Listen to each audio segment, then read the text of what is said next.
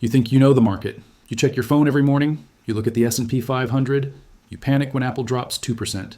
You rejoice when Nvidia climbs 5%. You think this is the economy. You are wrong. What you see is theater, a shadow play for the masses. The ticker symbols scrolling across your screen are just the tip of the iceberg. They are the distraction.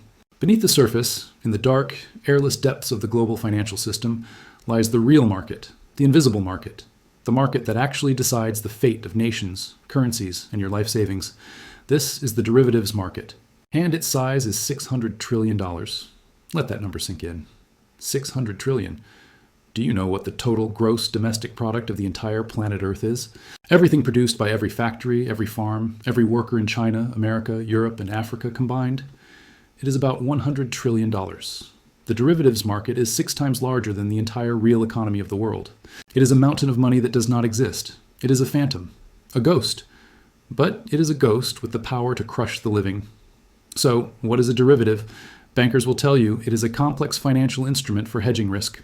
They will use words like swaps, futures, options. They will try to bore you into submission so you stop asking questions. But I will tell you the truth. A derivative is a bet.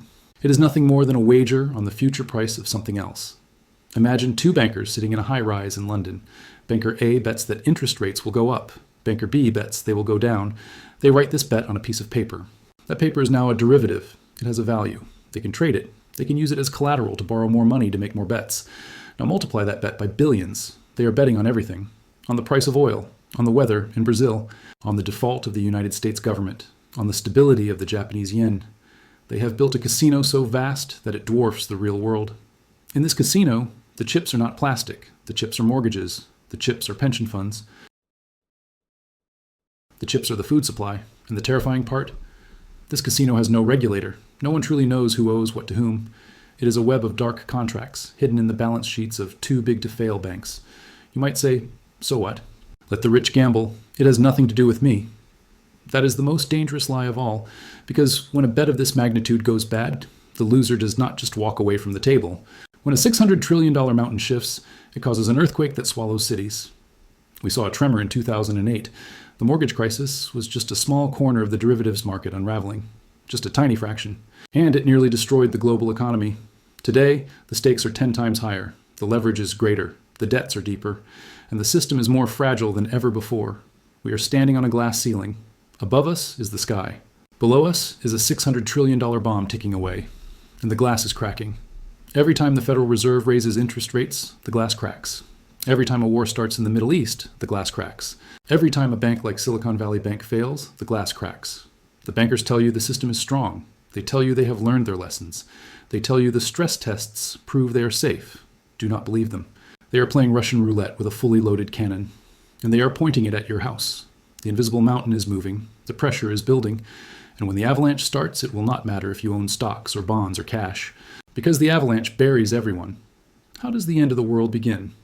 It does not begin with a nuclear explosion. It does not begin with a speech by a dictator. It begins with a missed payment. One single missed payment in a ledger you will never see. In the world of derivatives, everything is connected. This is called counterparty risk.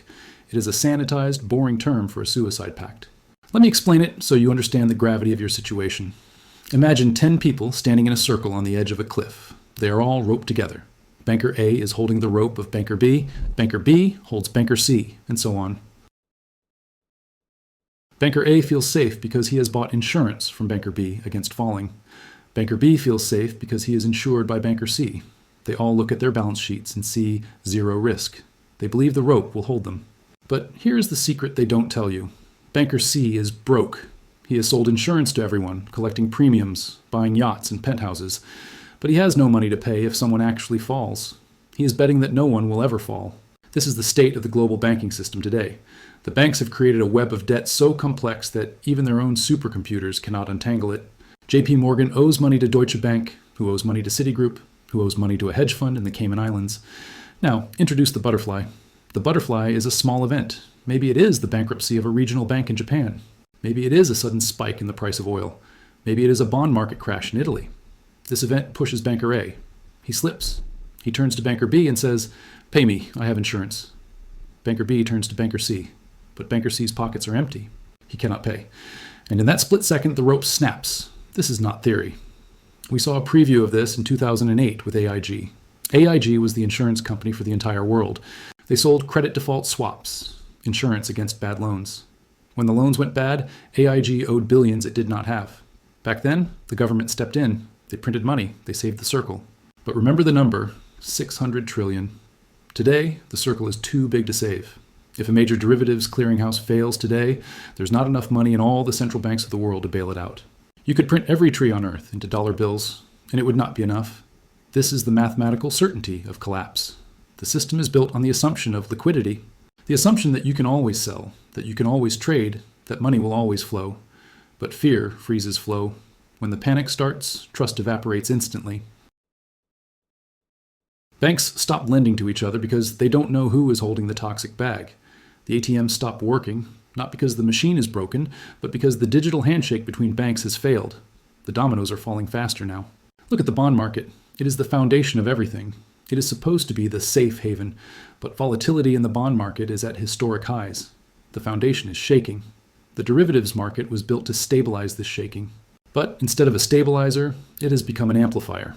It is like trying to put out a fire with gasoline because the gasoline is cheaper than water. It works for a second to smother the flame, but then the explosion is 10 times worse.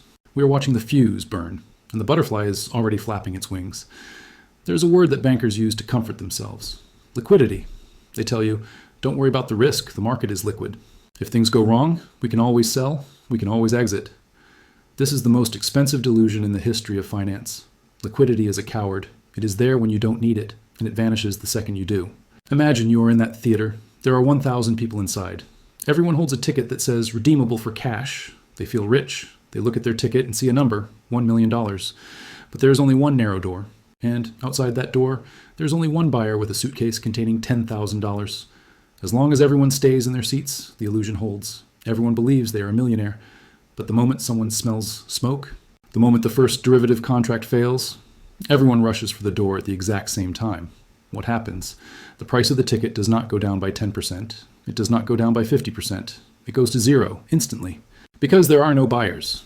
This is what the liquidity trap means for the $600 trillion derivatives market. When the chain reaction begins, the algorithms, the AI trading bots that control 90% of the volume, will all make the same decision at the same microsecond. Sell. But who is on the other side of that trade? Who buys a burning house? No one. The market will not crash. It will freeze. The bids will disappear from the screens. You will try to log into your brokerage account to sell your ETF, and the button will simply not work, not because of a glitch, but because there is no price. This is the nightmare scenario that keeps central bankers awake at night, a no-bid market. We saw a glimpse of this in March 2020. The Treasury market, the safest, most liquid market on earth, stopped working. For a few terrifying hours, you could not sell U.S. government debt. The Federal Reserve had to step in and buy everything to unfreeze the gears. But remember, that was a tremor. The derivatives bomb is the earthquake. Smart money knows this. The billionaires, the insiders, the people who run the family offices in Zurich and Singapore, they are not trying to time the top. They are trying to find a different door. They are quietly moving out of paper assets. They are moving out of things that rely on a counterparty to pay. They are buying farmland. They are buying gold bullion stored in non-bank vaults. They are buying energy infrastructure. Why? Because an acre of soil does not have counterparty risk. A bar of gold does not need a bank to remain valuable. They are building an ark. And you? You are still sitting in the theater, watching the movie, holding your ticket. You think you have time. You think you will see the smoke before the others. But in the world of high-frequency trading, the time between smoke and inferno is measured in milliseconds. By the time you hear the news on CNN, the door has already been sealed shut. The smart money has already left, and you are trapped inside with $600 trillion of worthless paper and a fire that cannot be extinguished. The trap is set, the spring is coiled, and the exits are purely decorative. So, what happens when the $600 trillion bomb finally explodes? Do not expect a Hollywood ending with explosions and riots in the streets. Not at first. The end of the financial world will be quiet. It will be digital. One morning you will wake up and your banking app will not open. It will show a spinning wheel. You will go to the grocery store and your card will be declined. System error, the cashier will say, looking confused. You will think it is a glitch, a cyber attack, a temporary outage, but hours will turn into days. The ATMs will remain dark. The stock market will remain closed until further notice. Behind the scenes, in the situation rooms of Washington, Brussels, and London, panic will be absolute. The banks will be insolvent. The derivatives chain will have shattered. leaving a hole in the global balance sheet larger than the GDP of the entire planet. There is no bailout for this. You cannot fill a black hole with paper money. So they will do the only thing they can do. They will flip the table. They will declare a banking holiday, a nice, cheerful name for freezing your assets. They will tell you it is for your protection, to stabilize the system, and then they will introduce the solution. They will say, the old system of private banks and risky bets has failed. It was too chaotic, too greedy. We need a new system, a safe system. Enter the central bank digital currency, the CBDC. They will offer you a deal, a devil's bargain. We know you cannot access your savings in the collapsed bank, they will say. But do not worry. We have created a new account for you directly at the Federal Reserve. Your money is safe there. We will convert your frozen dollars into the new digital dollar, 1-to-1. You will be relieved. You will be hungry. You will accept. But there is a catch. The old money was yours. It was anonymous. You could spend it on whatever you wanted. You could put it under your mattress. The new money is theirs. It is programmable. It is not an asset. It is a permission slip. They will convert your savings, but they will attach strings. For the sake of economic recovery, they will say, this money has an expiration date. You must spend it within 30 days, or it vanishes. For the sake of climate stability, they will say, you can only buy a limited amount of meat or gasoline. The derivatives crash is not an accident. It is a controlled demolition. It is the perfect excuse to wipe out the unpayable debts of the old system and usher in a new system of total control. The Great Reset is not a conspiracy theory. It is a bankruptcy restructuring plan. The glass ceiling was meant to shatter. The shards are meant to cut you, to bleed you of your independence, so you will beg for the tourniquet of state control. This is the endgame of the $600 trillion casino. The house always wins. And if the house is about to lose, they burn the casino down and lock the doors. You are standing in the lobby. You smell the smoke. You see the cracks in the ceiling. The smart money has already left the building. They are holding gold, land, and real things that cannot be deleted with a keystroke. You still have a moment, a tiny sliver of time before the first domino falls. Will you keep staring at the screen, hoping for a rebound? Or will you find the exit? Tick, tock, the game is over.